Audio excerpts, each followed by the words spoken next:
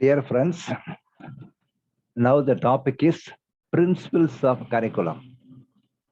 There are 16 subtopics in this principles of curriculum. I will read the topics one by one. Number one, principle of child-centeredness. Two, principle of activity-centeredness. Three, principle of environment-centeredness. Four, principle of understanding human relationships. Five, principle of community centeredness. Six, principle of correlation. Seven, principle of interest. Eight, principle of individual differences or students. Nine, principle of utility.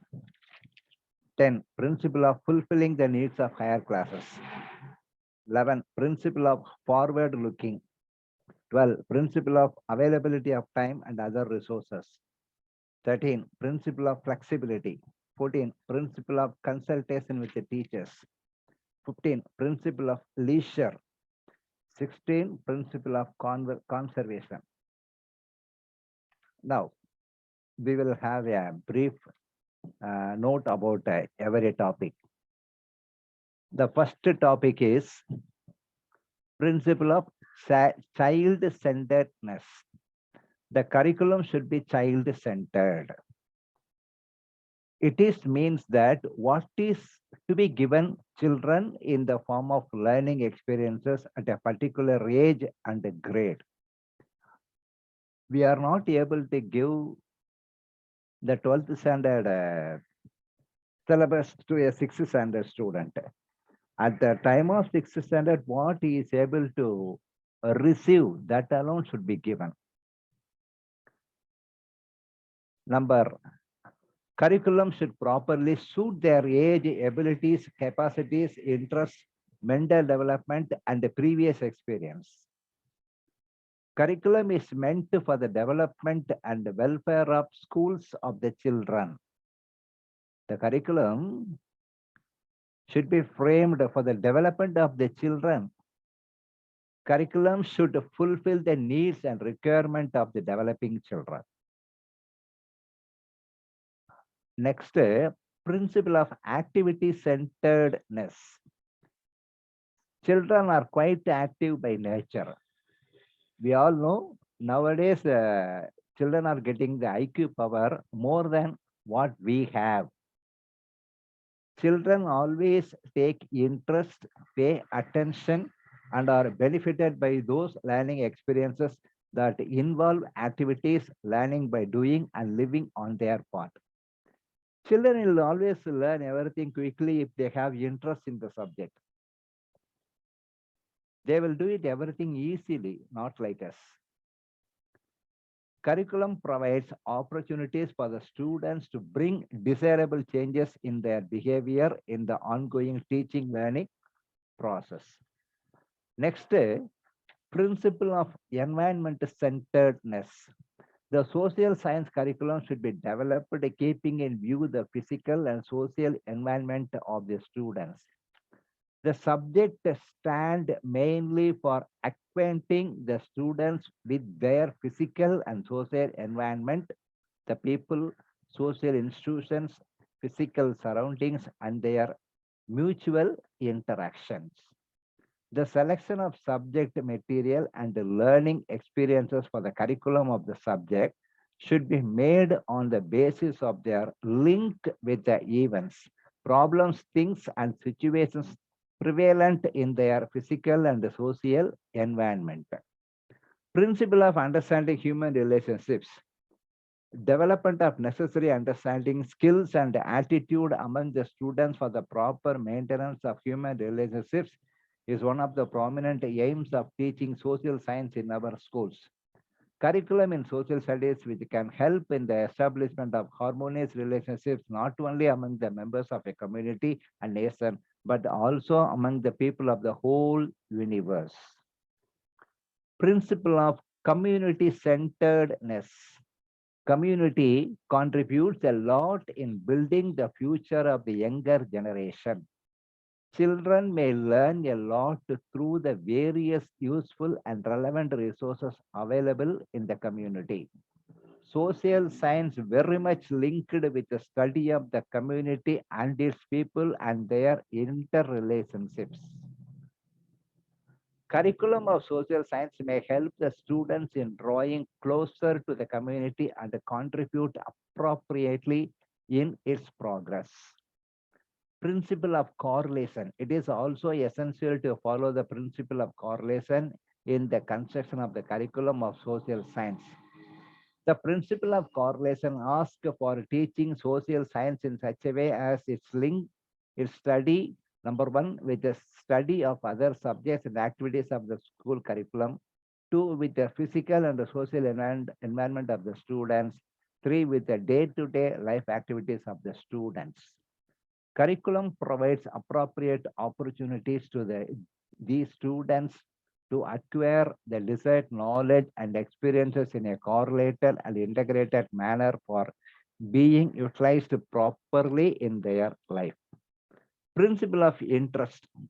Interest is the mother of both attention and motivation, the well-known key factors in the success of any teaching learning process.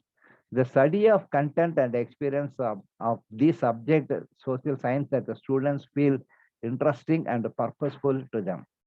Due attention should be paid for the inclusion of such interested topics, content, and learning experiences in the curriculum of social science that they may work for capturing and maintenance of the interest and attention of the student of social science. Principle of individual differences of students. It is natural for the students of social science to differ from one another in respect of their possession of general and specific abilities, capacities, interests, attitude, aptitudes, learning, potential, any and many other characteristics. Social science teacher to witness a wide variety of individual differences among the students of his classes.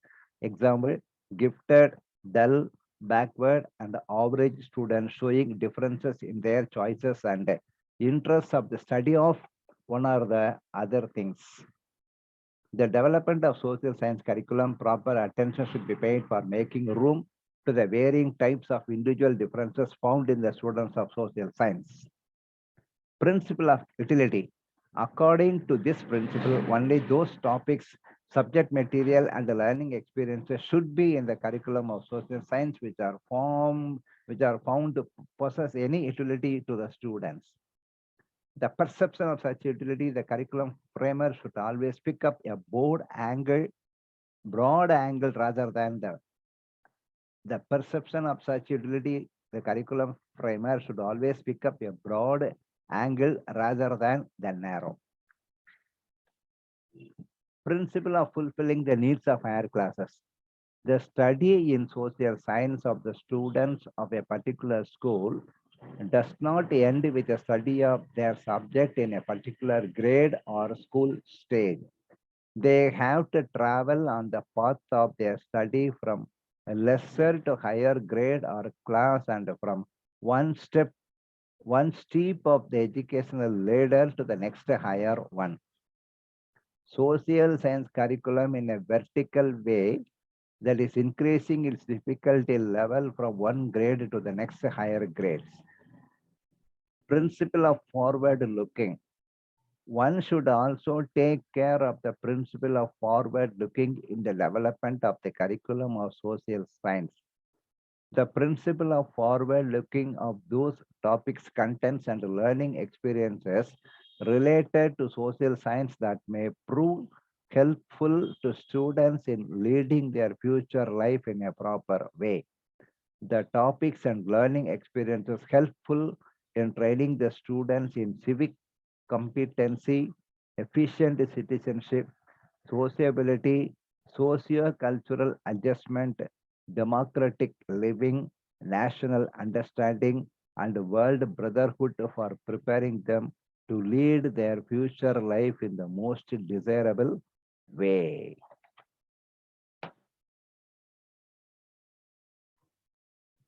Next topic, Principle of availability of time and other resources. The implementation of curriculum carries no less significance than its construction or development. In the development of social science curriculum, it is essential to keep in mind the proper implementation of this curriculum under the prevalent conditions of schools in reference to the possible of time and other material resources. Principle of flexibility. The principle of flexibility should also be paid to due consideration in the construction of the social science curriculum. The social science curriculum should show signs of flexibility and dynamism. The social science curriculum has to cater to the needs of the individuals and society. It has to be redesigned and remodeled to suit these changes. A social science teacher may need to have necessary flexibility in the implementation of the developed social science curriculum in his school. Principle of consultation with the teachers. Teachers of social science play a key role in the implementation of the social science curriculum of any grade or stage. Teachers are the persons who actually have to implement and carry out the spirit of the curriculum. Teachers are the better persons to tell what is really suitable to their students. It is quite essential to seek proper involvement of the social science teachers in the development of the social science curriculum. The curriculum should prepare the child for the use of leisure time.